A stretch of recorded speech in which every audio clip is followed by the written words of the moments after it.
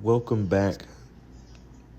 I don't really know how I want to say it. Do I say welcome back to the podcast? Do I say welcome back to day 2 of the Smoothathon? Anyways, it's day 2. And today we're going to go with the podcast episode. And today's topic is going to be self-love for men. This is for all my guys.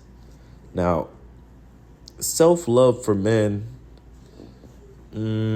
it's about recognizing and valuing one's own worth, fostering a positive self-image, and taking care of one's mental, emotional, and physical well-being. But what I'm going to do is I'm going to sit here and go through some key aspects of self-love tailored for men. Okay. Number 1 is acceptance. Acceptance means embracing who you are, including your strengths and imperfections. This means acknowledging feelings, vulnerabilities, and shortcomings without harsh judgment. You just gotta, in so many words, you gotta accept, who you are. It doesn't matter what other people think. It doesn't matter what other people say. You have to accept you for who you are. As long as you can accept yourself, what anybody else says shouldn't matter. Number 2 is respect. And I should have put self-respect, but respect, which is valuing your own needs and desires. This can include setting boundaries in relationships, asserting oneself, and prioritizing personal goals and interests. Respect yourself. I'm a firm believer, respect yourself before you respect anybody else. So basically, what I mean by that is, if you don't have respect for yourself, you ain't gonna have respect for nobody else. Because you're gonna let people talk to you any kind of way. You're gonna let people do whatever any kind of way. You need to nip that shit in the bud. Because people are gonna get comfortable. If you let people do bullshit to you over and over and over and over and over again, people are gonna get comfortable and think that's the norm and keep on doing that shit. So that's why you gotta have respect for yourself. Number 3 is self-care. Engaging in activities that promote physical health, like exercise and proper nutrition, mental wellness such as therapy, and emotional balance like journaling or spending time with supportive friends.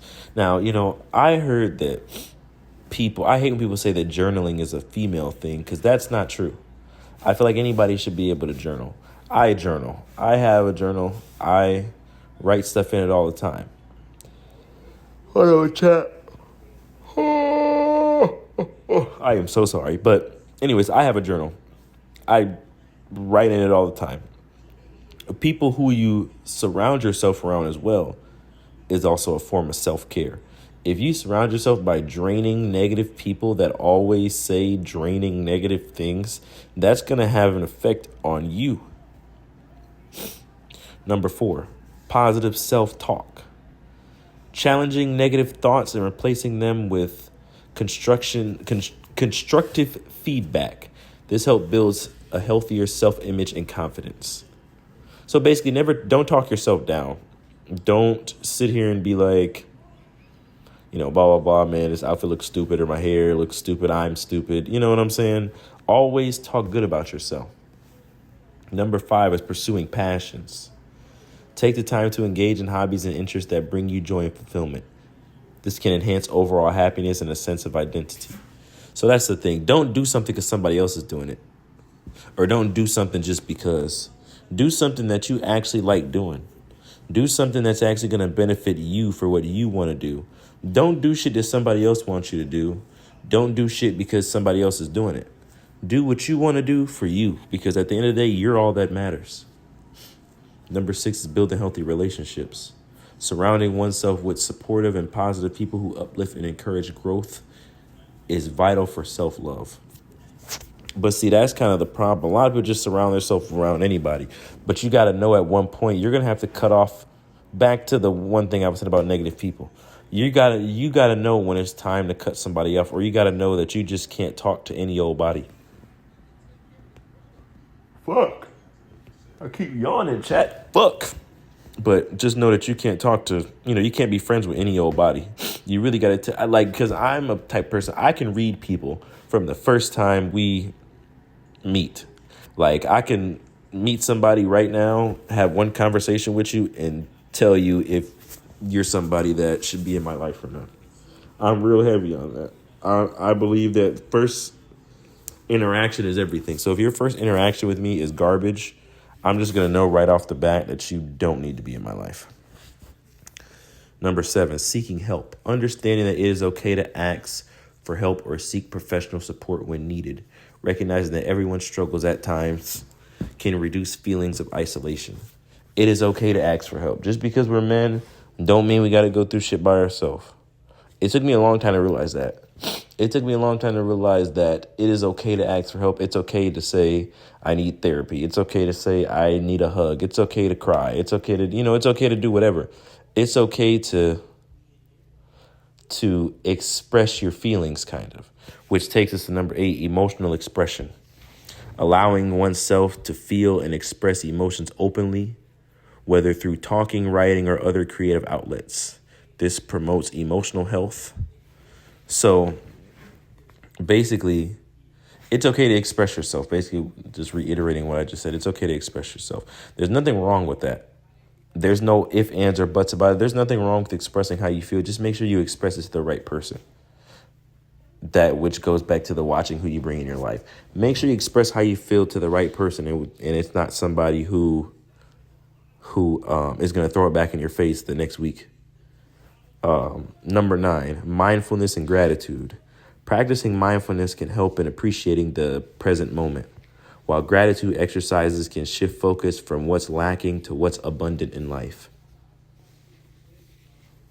Number 10, and this is the final one, growth mindset. Embracing challenges and viewing failures as opportunities for growth instead of as setbacks can foster resilience and a deeper understanding of oneself. Now, Chad, I believe that self-love is an ongoing journey and looks different for everyone. It's about cultivating a healthy relationship with yourself, not nobody else, but with yourself, which can ultimately lead to improving, your relationship with other people. But basically what I'm saying is, if you don't love yourself, you can't love somebody else. You got to love yourself before you love anybody else, because yourself matters more than anything, which leads us into practicing self-acceptance. I feel as though practicing self-acceptance, especially in a society that sometimes imposes unrealistic standards of masculinity, I feel like that can be challenging for some men. So what we're about to go through now are the some effective strategies, which challenging societal norms. Start by questioning the message about masculinity you've received. You got to understand that masculinity is not one size fits all and can be defined in many ways. You got to always remember to embrace traits that may not align with traditional notions, such as vulnerability and emotional expression. Focus on personal values. Reflect on what truly matters to you. Identify your values and priorities and make choices that align with them, rather than trying to what's the word I'm looking for? Conform to external expressions. Practice self-compassion. Be kind to yourself. When you face setbacks or challenges, chat, you got to remember everyone struggles, and that it's okay to not meet every societal expectation. Speak to yourself as you would to a friend who is going through a tough time, and tell yourself the truth. That's another thing too. I'm not always going to tell myself it's going to be okay, because sometimes it won't. You tell yourself the truth. Just like you're telling one of your friends the truth, tell yourself the truth too. Back to the, hobbies and interests. Engage in hobbies and interests. Pursue activities that genuinely interest you, regardless of whether they are deemed masculine or feminine. Engaging in what you love can boost your confidence and a sense of self. Educate yourself. Read books or attend workshops that focus on self-acceptance, mental health, and masculinity. Learning from others' experience can provide insight and affirm your journey.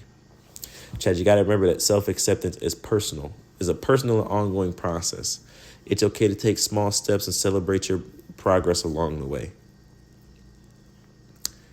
Next, we're going to talk about vulnerability. I feel as though vulnerability plays a crucial role in reshaping the conversation around male acceptance. Traditionally, many societal norms have equated masculinity with strength, often discouraging men from expressing their emotions or showing vulnerability. However, embracing vulnerability allows men to connect more deeply with themselves and others, fostering genuine relationships and a sense of belonging. I feel as though when men express their vulnerabilities, it challenges outdated stereotypes and encourages others to do the same. Creating a culture with emotional openness is valued. This shifts not only promotes self-acceptance, but also contributes to better mental health by reducing stigma around discussing feelings and struggles. Vulnerability, I feel as though, can inspire men to share their journey, thus empowering others who may feel isolated in their experiences. By normalizing these kind of conversations, we can create an environment that supports healthy emotional expressions, ultimately leading to a more compassionate understanding of masculinity. Now, when I was planning out for the whole Smooth-a-thon thing and planning out the days I do certain podcast episodes, I was just trying to figure out something that not a lot of people really talk about. I don't think people are scared to talk about it. I just think people don't really know how to talk about it, because I think that the world has painted such a certain picture for males and this is what you got to do. And this is, if you don't do this, you're not a real man. And if you cry, real men don't cry, blah, blah, blah. And it's so crazy because for the longest, I believe that. I was a firm believer because I was told that, real men don't cry. But what you got to realize is sometimes we need to cry. And I realized that with everything that I had been through in the past couple of months, some days, still to this day, some days I cry. It's okay to cry. Don't ever let nobody tell you men don't cry or real men shouldn't cry. Don't ever let anybody just tell you in general what you shouldn't do. Because if you feel like it's right, then you should fucking do it. It doesn't fuck what anybody else has to say. Fuck how anybody else feels. If it makes you happy and you feel as though it's good for you, man, fuck what anybody else gotta say. I'm telling you, it took me so long, because I was always listening to these stereotypes, always listening to, people, and you got to do this and you got to do that, and, a real man, blah, blah, blah. And then I just sit back and question certain people. Do you know what a real man is? Chat, I'm telling you, bro, this Smooth-a-thon, bro, these podcast episodes I got, these topics, chat, is crazy. I kind of started off with a banger with this one, but I'm just saying, y'all, don't ever let anybody tell you what you should do. As far as, the mental health thing goes, it's okay to seek help. Because for the longest, when I knew I was going through something, I didn't want to talk to anybody. Because how would I look sitting here talking to somebody about my problems? Sitting here gossiping about my problems, because that's how they make it seem. Oh, you go to a counselor, all you're doing is gossiping, telling them about your problems, man. Figure that shit out on your own. No. Sometimes you need somebody else. Sometimes you need somebody to tell you it's going to be okay, because sometimes we don't know if it's going to be okay. But I'm done ranting for right now. I don't know, this topic got me hot, y'all. I was about to get angry, but yeah. As a man, it's okay.